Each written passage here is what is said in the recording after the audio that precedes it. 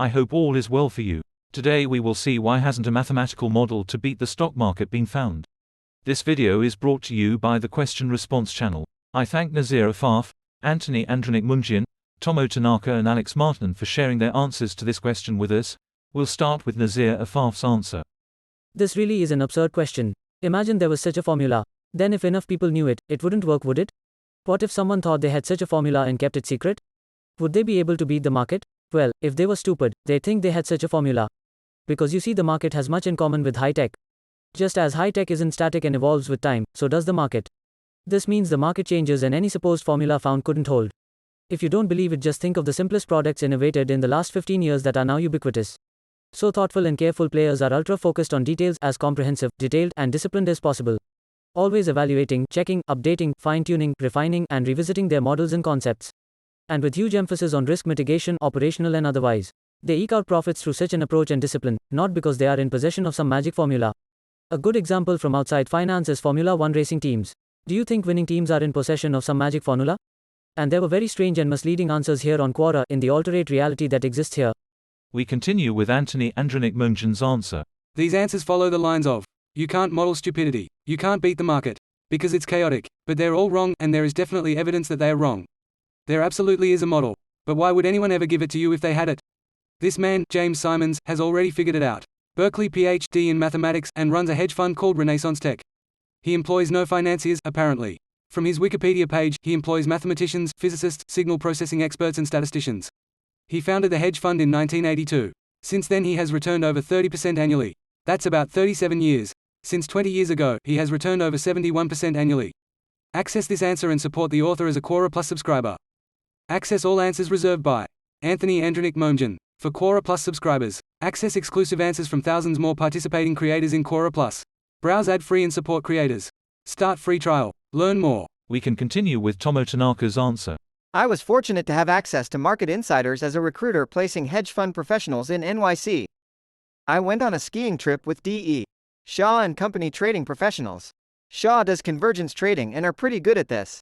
Convergence trading is where you take advantage of mispricings between an asset and its synthetically created equivalent, which is trading at a higher or lower price than the actual asset.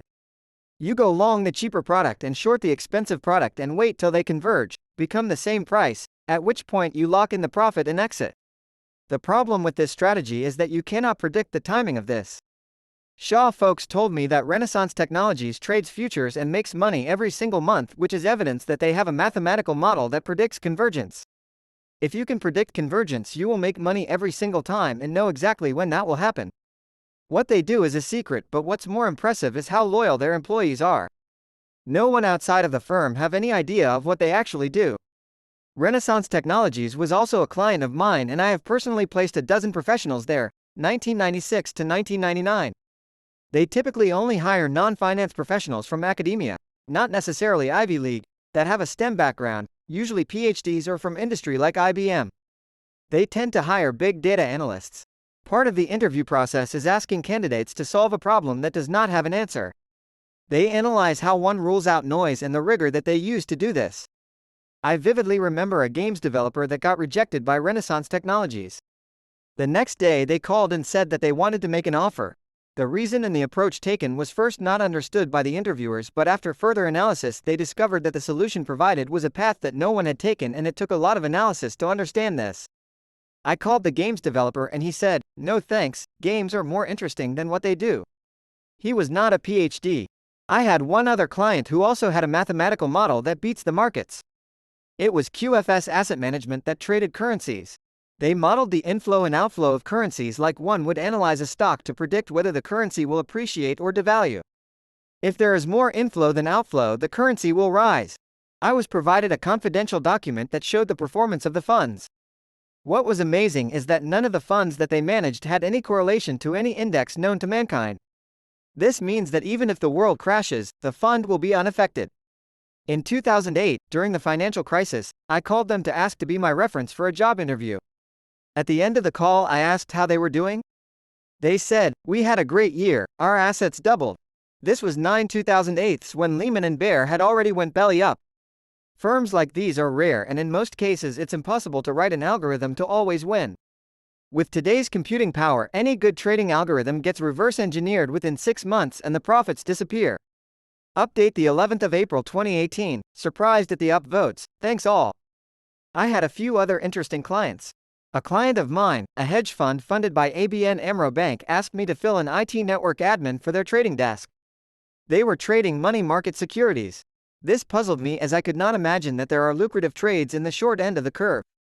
What they discovered is that bonds with less than 1 year maturity is often mispriced against the equivalent money market and can be arbitraged.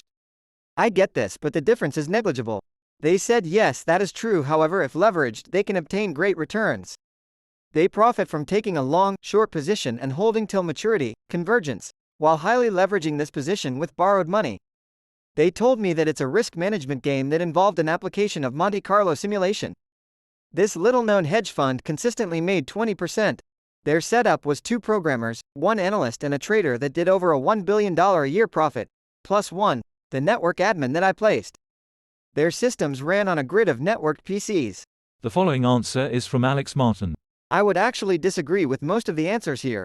Mathematical, and not only mathematical, models to beat the stock markets have been found, and there are probably a few working right about now. However, stock markets adjust to these models and make them obsolete. Markets are not like weather, where once predicted you can assume that it will continue to work even as the entire Earth population knows about the prediction. Markets are what some call a level 2 chaotic system. They react to the predictions about themselves. Therefore, you can never accurately predict markets consistently. Imagine a scenario where you come up with a model which tells you the outcome of S&P for every day with a 99.9% accuracy. You pour billions into the model and start generating enormous income. What will happen next is everyone will just watch after you and not trade until your model makes a move. Thus, your model will stop working, because it now has to account for its own behavior, which wasn't present at the time the model was created. This is the end of the video. I hope you have more answers. Thank you for watching this video. If you like it more, you can subscribe and leave a like on this video. We are coming to the end of this video. Share your views on this question in the comments. See you next time.